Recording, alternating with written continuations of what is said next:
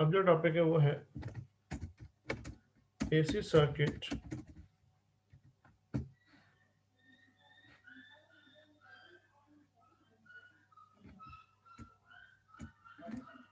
LCR AC series circuit using phasor। हम तीनों component का सीरीज करेंगे फेजर के रिस्पेक्ट में।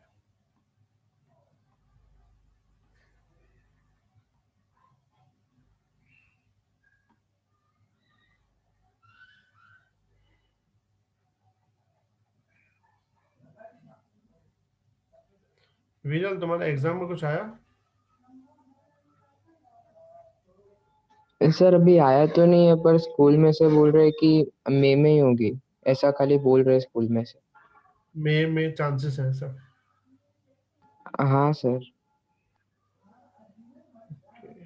ठीक है।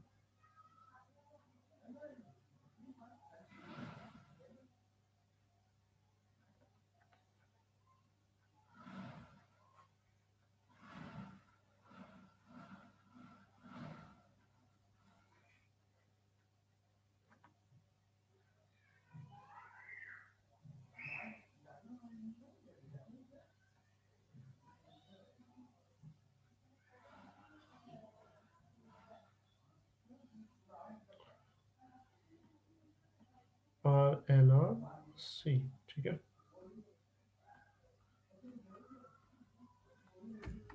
As shown in figure, consider three components: resistor, inductor L, and capacitor C is connected with AC source.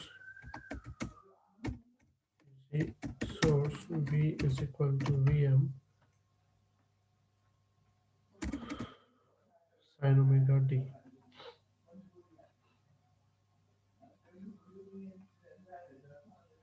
Vm sin omega t। Got it?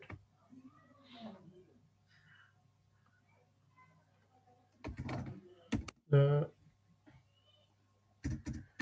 potential across circuit, जो potential होगा across circuit में वो होगा V is equal to VL plus VC plus VR, जहाँ VL यानी L di by dt, VC यानी होता है Q by C, और VR जो होगा I इंटू R। समझ में आया बेटा यहाँ तक बात? Clear everyone? Yes sir.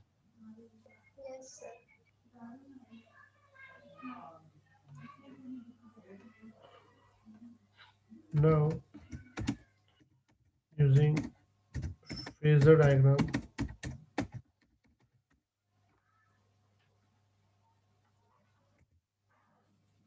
phasor diagram का हम यूज करें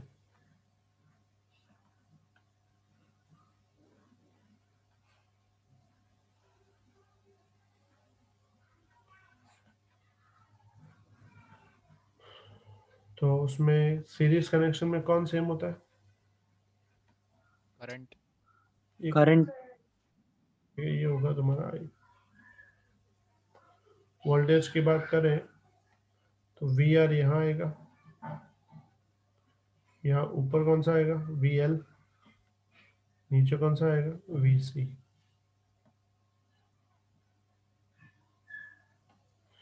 ये है तुम्हारा VR, ये है तुम्हारा VL, ये है तुम्हारा VC। एज्यूम करो VC VL से बड़ा है।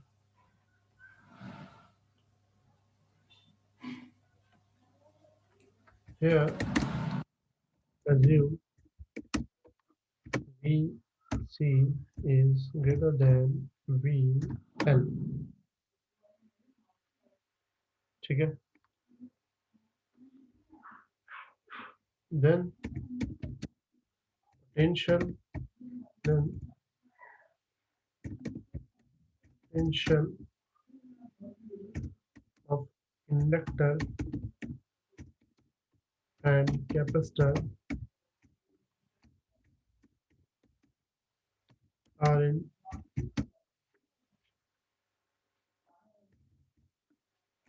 opposite phase। देख रहे हैं, दोनों ऑपोजिट फेज में है। पता चला ऑपोजिट फेज कैसे आया?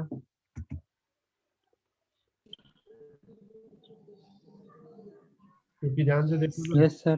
की लाइन में है, लेकिन एक इस तरफ है, ऊपर तरफ है, तो हम क्या करना पड़ेगा, दोनों में से किसी एक को दूसरी तरफ ले जाना पड़ेगा। मतलब VC क्या करेगा, वोल्टेज को इस तरफ लेने की कोशिश करेगा, VL उस तरफ। हमने VC को ज्यादा वैल्यू दी है कि VC की जो वोल्टेज की वैल्यू इंडक्टर से ज्यादा है, तो VC इसको अपनी तरफ खींच लेगा। तो नया जो तुम्हारा डायग्राम बनेगा,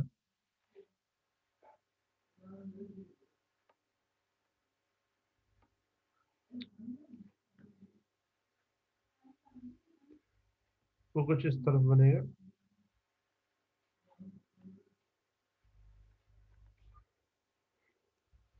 यहाँ बनेगा तुम्हारा VR, ये VR तुम्हारा, ठीक है। और नीचे जो बनेगा ना इस तरफ, वो मिलेगा तुम्हें VC माइनस VL। पता चला VC माइनस VL क्यों आया? Clear everyone? Yes sir. क्योंकि हमने अगर उल्टा माना होता कि सपोज करो VL बड़ा है, तो ये लाइन खाली ऊपर बनती। ठीक है, समझ में आया बेटा यहाँ तक बात? Yes sir. अब इनका रिजल्टेंट समझो, इनका रिजल्टेंट यहाँ बना है।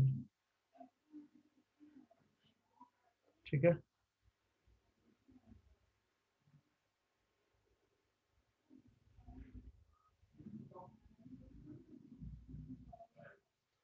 ये मिला तुम्हें रिजल्टेंट V।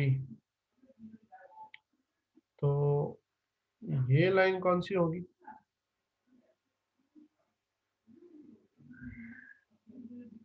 ये होगी VC माइनस VL। ये VC माइनस VL है, तो ये VC माइनस VL बनेगा। समझ में आया बेटा बात? Yes sir sir. ये वापस समझा दो ना एक बार। कौन सा वाला पोर्शन? सर ये वो दूसरे बार वो लिखा ना VC माइनस VL। हमने इन दोनों का रिजल्ट बनाया, तो याद है पैरेललोग्राम बनाते थे, यस सर। हाँ हमने पैरेललोग्राम बनाया है। समझ में आया बेटा बात? अच्छा, हाँ समझ Yes. आ गया सर। समझ आ गया? क्लियर? Yes sir. पूरा ध्यान इसमें अभी।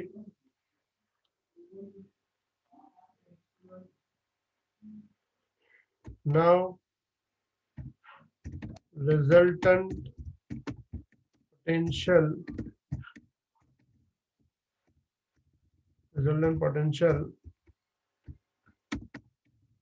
according to phasor diagram, जो रिजल्टेंट पोटेंशियल आएगा वो आएगा V square is equal to VR square plus VC minus VL का होल स्क्वायर। समझ में आई बेटा बात? पता चला ये कैसे आया? पाइथागोरस बन गया यहाँ पे एंगल बनेगा 90। Got it? हाँ सर। समझो यहाँ एंगल बना 5।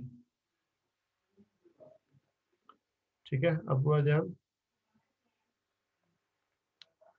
Here potential difference of each component, तो हर एक का पोटेंशियल डिफरेंस क्या होगा? जैसे मैं लिखूं VR, तो VR मिलेगा तुम्हें Im इंटू R। ठीक है, और ये सारे ना, और मैंने वो बनाए हैं एम्पलीट्यूड बनाए हैं, तो यहाँ पे जो ये ना ये VM होगा, VM मतलब मैक्सिमम। ठीक है, वी आर मिलेगा आई एम इंटू आर, जो वीसी है वीसी क्या मिलेगा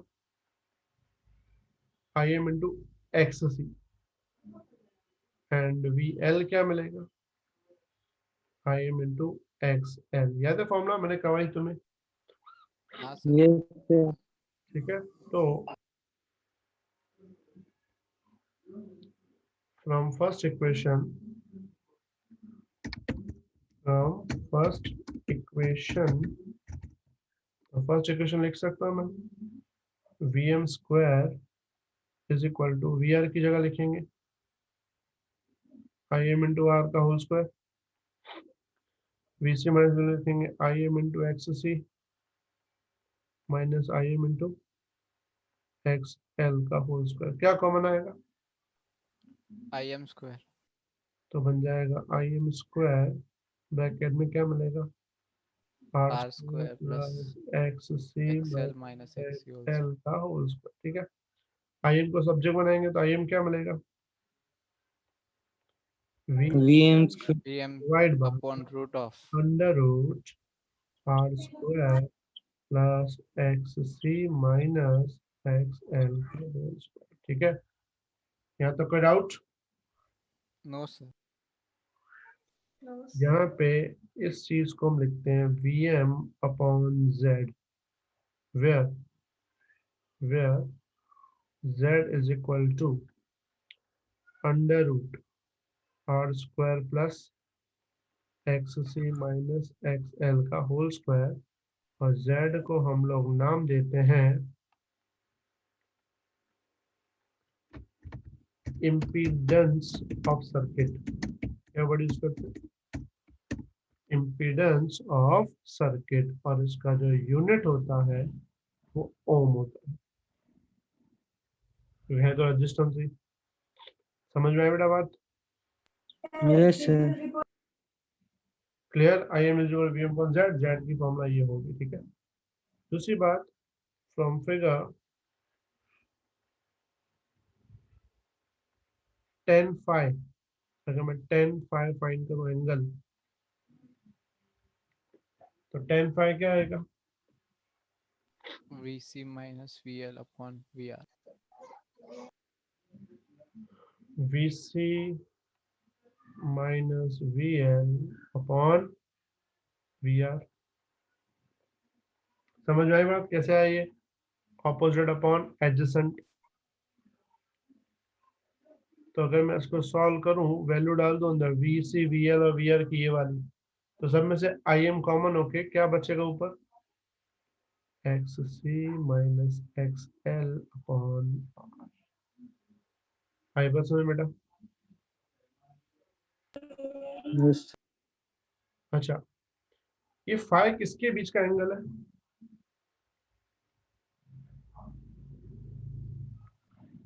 ध्यान से देखो, किसके बीच का एंगल है VR और रिजल्टेंट के बीच। तो अगर ध्यान से देखो वी आर किसके साथ था आई कैसा? I के साथ। याद है ये आई, इसका मतलब ये जो फाइव है ये किसके बीच का एंगल है रिजल्टेंट आई रिजल्टेंट वी। समझ में आई बात?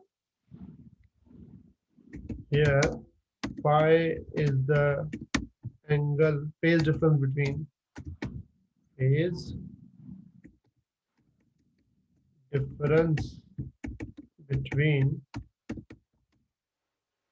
I and V। समझ में आया बेटा बात?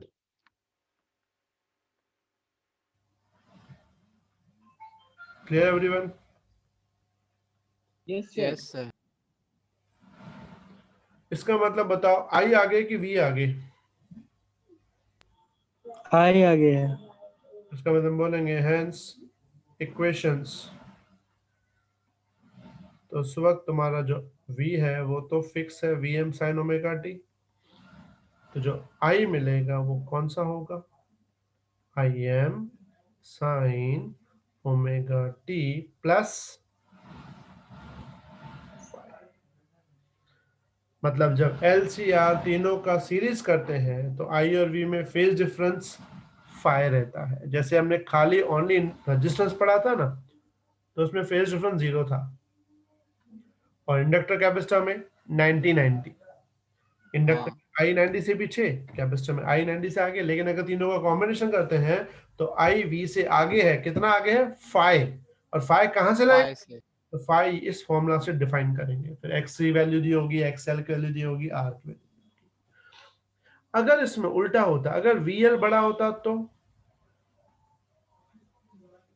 ग्राफ उस तरफ बनता, हाँ पूरा ग्राफ उस तरफ बनता, या VC माइनस VL नहीं आता, क्या आता, VL माइनस VC आता। VL minus VC। तो उस वक्त है ना V उस तरफ बन जाता, तो फाई में क्या होगा, V आगे हो जाता फिर।